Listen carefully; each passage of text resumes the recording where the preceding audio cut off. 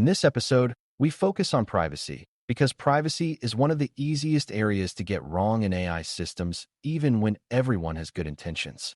Privacy is not just about hiding secrets from attackers. Privacy is about respecting what information belongs to people, limiting how that information is collected and used, and preventing it from being exposed through inputs, outputs, or careless access. Beginners often think privacy is a legal issue handled by someone else, but privacy is also a security engineering issue because it depends on data flows, controls, and operational discipline. AI adds extra complexity because systems can accept free-form input that may include sensitive details, and systems can generate output that may reveal more than expected. If you manage privacy well, you build trust and reduce harm. If you manage privacy poorly, you can create lasting damage to individuals and to the organization's credibility, even without a traditional breach. Before we continue, a quick note.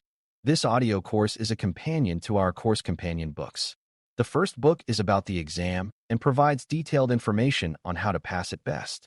The second book is a Kindle-only ebook that contains 1,000 flashcards that can be used on your mobile device or Kindle. Check them both out at cyber.author.me in the Bare Metal Study Guide series. Start by grounding privacy in a simple definition that is easy to remember. Privacy is the set of principles and controls that ensure personal information is collected and used in ways that are appropriate, limited, and protected. Personal information can include obvious identifiers like names and contact information, but it can also include combinations of details that reveal someone's identity, behavior, or situation. In AI systems, privacy also includes information that a user shares in a prompt, information that the system retrieves from internal sources, and information that appears in logs. Beginners sometimes assume privacy is only about storage, but privacy is also about flow, meaning where information travels and who can see it at each step. Managing privacy across inputs, outputs, and user access means you treat privacy as a complete system property rather than as a single checkbox. It requires you to think like a careful custodian of information, not like someone who only reacts after exposure occurs. Inputs are the first place privacy can fail because AI systems often invite people to type naturally, and natural typing includes personal details. A customer might paste a full message that includes identifiers, account numbers, or sensitive life circumstances. An employee might paste a confidential report or a list of user records to get help summarizing it. Even a well-meaning user can overshare because the interface feels conversational and safe. Managing privacy at the input stage begins with the idea of data minimization, meaning you try to collect only what is needed for the task. You encourage or enforce limits so users do not submit unnecessary sensitive information. You also design the system so it does not require sensitive inputs for simple tasks, because if the system can work with less personal detail, it should. Beginners should understand that the safest personal data is often the data you never collect. Input privacy management also involves controlling what happens to input data after it is submitted. Inputs might be processed in memory only, stored temporarily, logged for debugging, or retained for analysis, and each option changes privacy risk. If inputs are retained by default, the system can quietly build a large store of personal information without anyone intending to create one. If inputs are sent to external services, privacy risk increases because control and visibility may decrease. A privacy-aware design decides explicitly whether inputs are stored, for how long, and for what purpose, rather than letting storage happen by accident through logging or caching.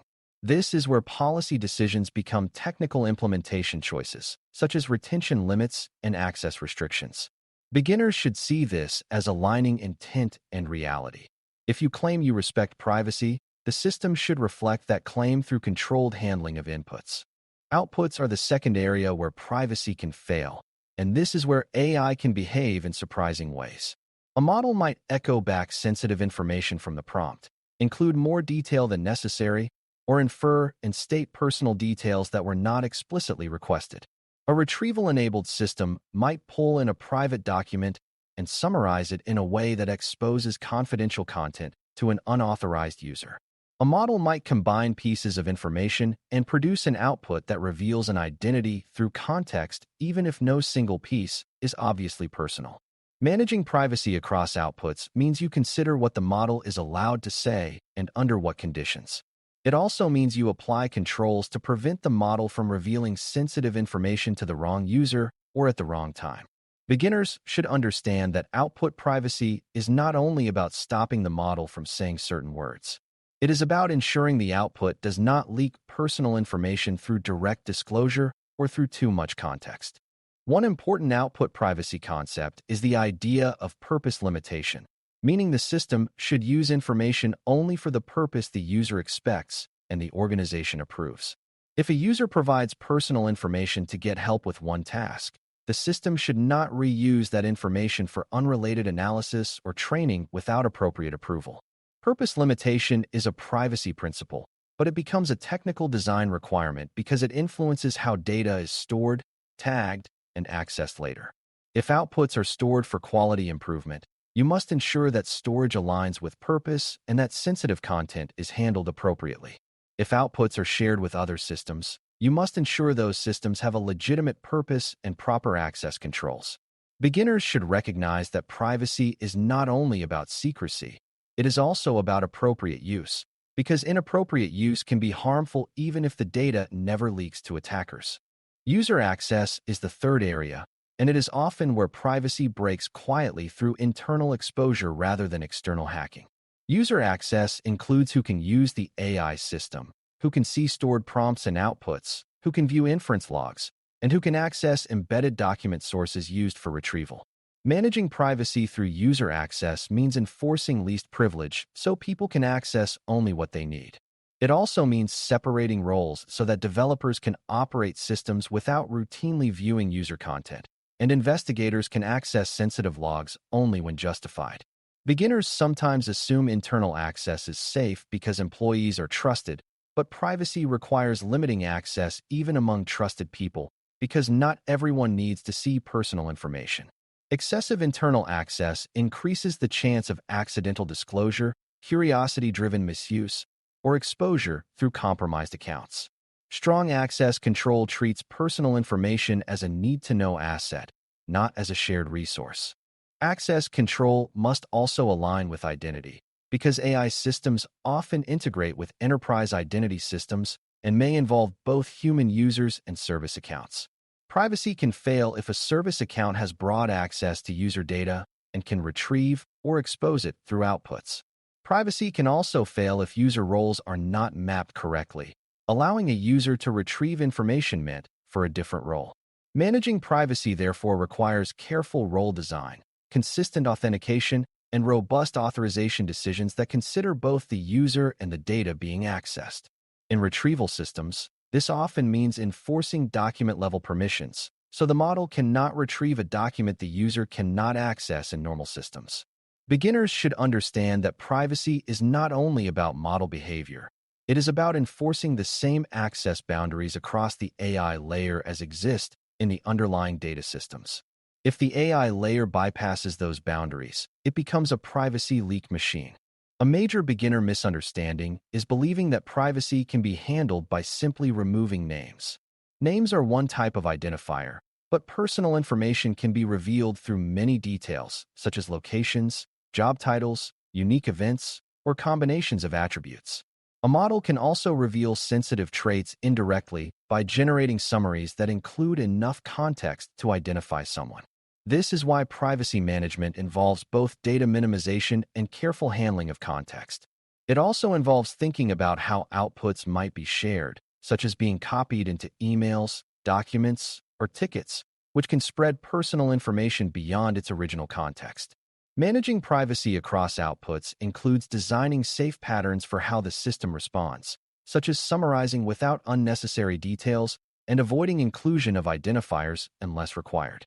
Beginners should see privacy as an ongoing discipline of reducing identifiability and limiting exposure, not as a one-time redaction task. Another important aspect is consent and expectation, because privacy is partly about whether people understand what will happen to their information. In AI systems, users may not realize that prompts and outputs could be stored or reviewed for quality or security. They may not realize that a vendor service might process their input. They may not realize that the model might access internal documents. Managing privacy, therefore, includes being transparent about what the system does and setting appropriate expectations. This does not require legal language to be effective.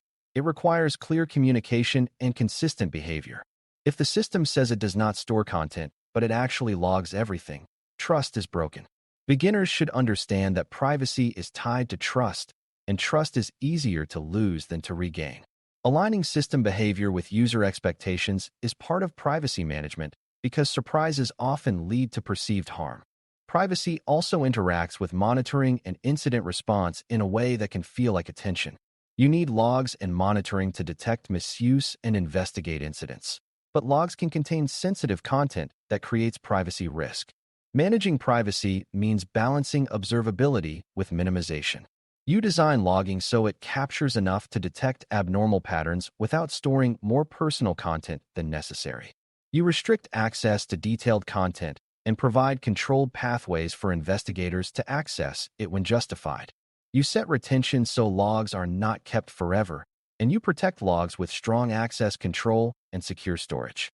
Beginners should see this as a design trade-off, not as a contradiction, because both privacy and security depend on thoughtful handling of evidence. The goal is to have the right evidence for safety without creating a new privacy problem by accumulating sensitive logs unnecessarily. When privacy requirements change, such as when regulations evolve or when the system is deployed to a new region or user group, the architecture must adapt. This is why privacy is a life cycle concern, not only a build time concern.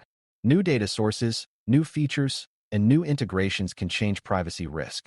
A system that was safe for internal use may not be safe for customer-facing use without additional controls. A system that handled general information may become high risk if it starts processing sensitive categories of data. Managing privacy means revisiting inputs, outputs, and access controls whenever the system changes in meaningful ways. Beginners should understand that privacy is not a fixed state, because AI systems are not fixed systems.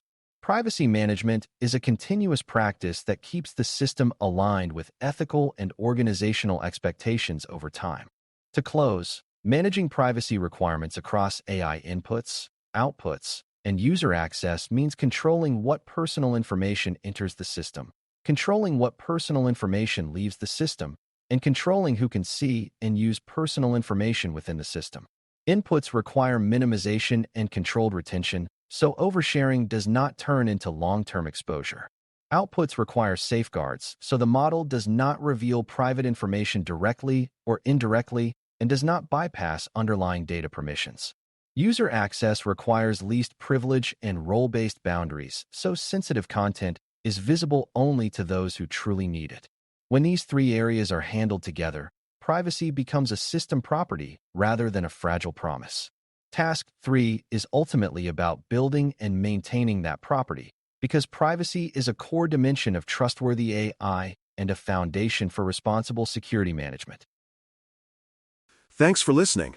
For more audio courses, daily newsletters, and more, please visit DailyCyber.News.